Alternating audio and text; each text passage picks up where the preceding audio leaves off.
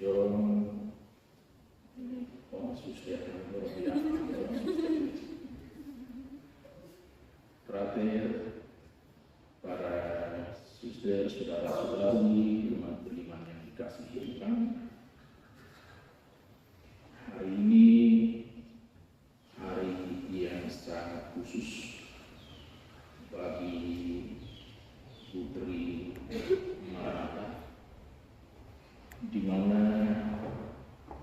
ada dua orang berpakaian masih agak lain di antara sesamanya, yang sebentar lagi pakaiannya akan sama dengan yang di belakang mereka ini.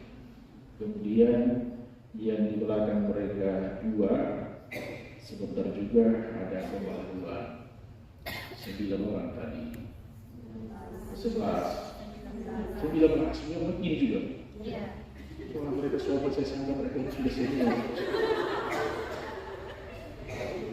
Padahal mereka sopan-sopan penantian kebahagiaan. Dan bertepatan dengan peristiwa penuh ini, bacaan-bacaan suci sangat tepat menjadi inspirasi dan fondasi pegangan untuk berlangkah ke depan. Waktu suster ketemu pemimpin ke sana, bacaannya bagaimana? Bilang dari bacaan harian, ternyata beliau sudah memeriksa dua, bacaannya sangat cocok. Yang pertama, dalam bacaan pertama tadi, kita mendengarkan nasihat Rasul Paulus bahwa hidup itu sesungguhnya sebuah pilihan, tetapi sang Rasul mengarahkan untuk memilih cara hidup yang mendatangkan kehidupan yang kekal. Dan cara hidup yang mendatangkan kehidupan yang kekal itu sesungguhnya dikonkretkan kepada kita melalui bacaan Injil hari ini, di mana Tuhan Yesus pertama-tama menyampaikan sabda bahagia. Dan sabda bahagia itu ditujukan kepada orang miskin, orang yang mengandalkan seluruh hidupnya hanya pada Tuhan, menyandarkan seluruh hidupnya hanya pada Tuhan, tidak mengandalkan hal-hal dunia, tidak mengandalkan kekayaan dunia. Bahkan mereka yang kaya, yang mengabaikan Tuhan, yang mengutamakan hal-hal duniawi, dikejar dengan sabda celaka. Dan di dunia yang serba modern, banyak orang mendapat kemudahan untuk bekerja supaya menambah pundi-pundi kekayaan duniawi sebagai dasar pegangan untuk berlangkah ke depan. Kita yang berpakaian agak lain ini memilih jalan aneh sebenarnya. Jalan aneh, jalan ekstrim. Orang mencari gampang, kita mencari yang sulit. Orang mencari kekayaan dunia, kita mencari kemiskinan, apalagi dasar kita miskin memang.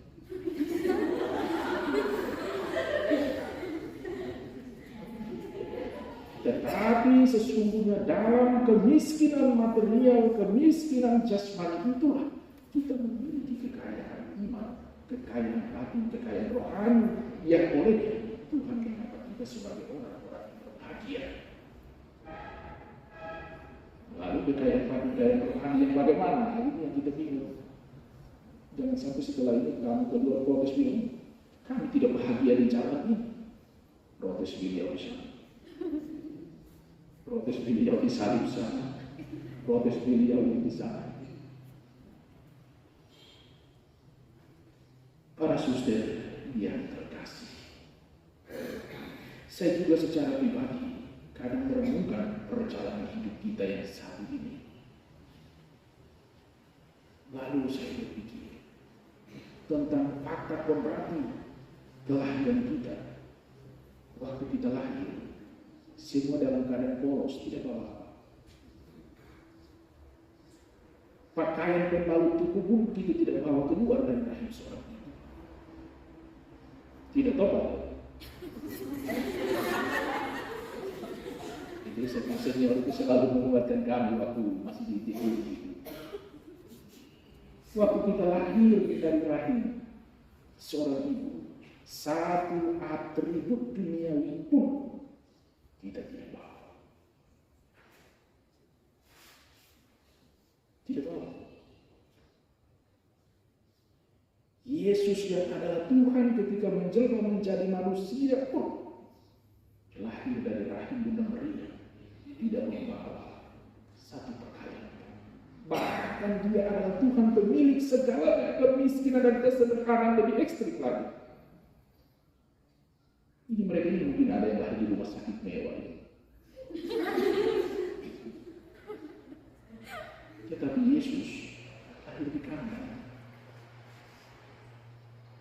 Dia yang memiliki segala sesuatu lahir secara ekstrem dalam kemiskinan dan kesederhanaan. Sedangkan kita yang ciptaannya mau lahir orang tidak ada juga mau cari rumah sakit mewah, paling kurang rumah sakit di mata dia.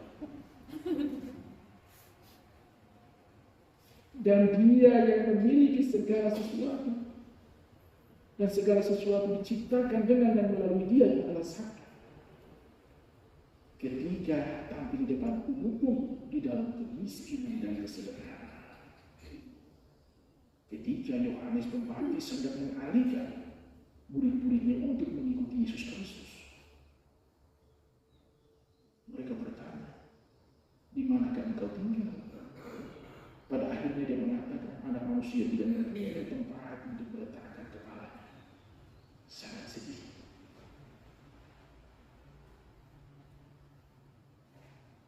Sangat sedih.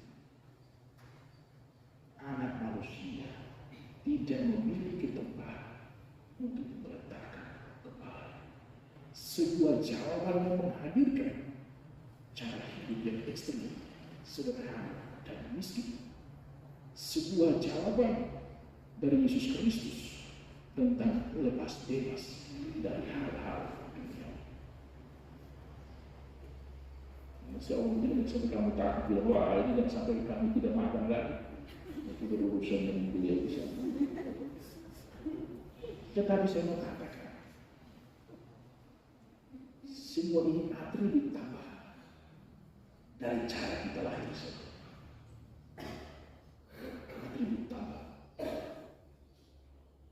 Bahkan bukan saja lahir dalam kemiskinan, bukan saja mewartakan Injil kerajaan Allah dalam kemiskinan, dia kembali sebagai manusia yang mati pun kembali dalam kemiskinan. Semua dikosongkan dari badannya, dari atas kayu salib. Kuburannya pun dipinjam. Saya ngomong ini kuburan sudah mewah, ada mewah, sudah ada ditata kebanggaan, sudah ada mewah. Yesus yang kita ikuti di kuburannya pun dipinjam.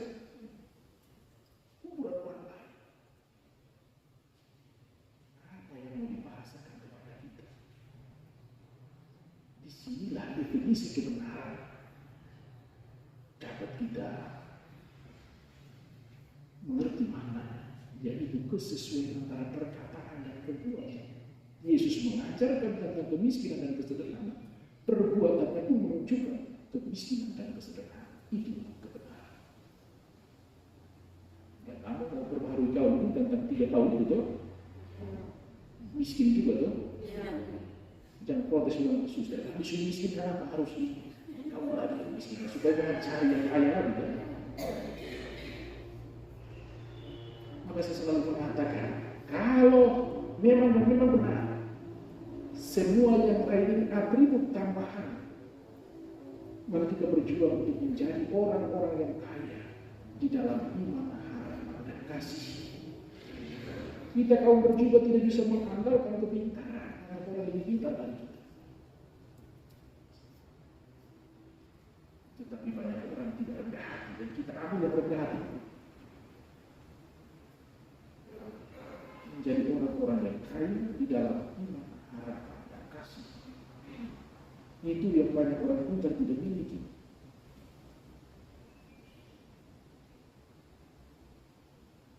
Karena itu kita berjuang di dalam kerapuhan dan kelemahan kita untuk tetap berkomitmen sesuai dengan panggilan hidup kita. Teristimewa para suster hari ini secara ekonomi kami dua ini mulai terikat berhubungan dengan 3 hal itu, yaitu kemiskinan, kemurnian, dan ketaatan. Miskin bukan berarti makan juga tidak mau. Bukan. Makan banyak supaya tenaga kuat untuk melayani. Jangan sampai suster klinik kalau sudah kurang mulai bilang kita mati rasa saja. Tetapi sikap hidup yang benar dan tepat terhadap kekayaan dunia itu kemiskinan yang sederhana. Bukan tidak memiliki segala sesuatu, karena memang hukum jasmani menuntut kita untuk memiliki kejasmanian. Hukum rohani menuntut kita untuk memiliki kebutuhan kerohanian. Tetapi bagaimana sikap hidup yang benar dan tepat di dalam memulai menggunakan hal-hal ini? Itu kemiskinan, kesederhanaan yang benar. Ketaatan bukan berarti tidak mengatakan lagi kebenaran. Berhadapan dengan struktur. Tetapi bagaimana mengatakan kebenaran dengan menjunjung nilai-nilai etika. Misalnya tadi saya baru ikuti satu video viral, satu kepala dinas rapat dengan rogo setelah itu satu ini langsung tegur kepala dinas itu. Akhirnya menjadi soal kebenaran dikatakan, tetapi dalam balutan fondasi tidak. Bukan tak, tetapi ada cara untuk mengatakan ketaatan. Kemurnian bukan berarti hari-hari kau begini saja, suster begini, panggil juga. Orang lagi kerja, dia malas, dia mulai hanya sendiri.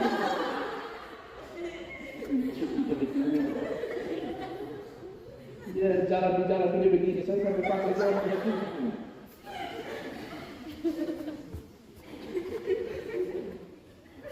Itu bukan dimaksudkan. Tetapi di dalam kerapuhan dan kelemahan, bagaimana kita tetap mengatakan iya pada cara kami Tuhan ini.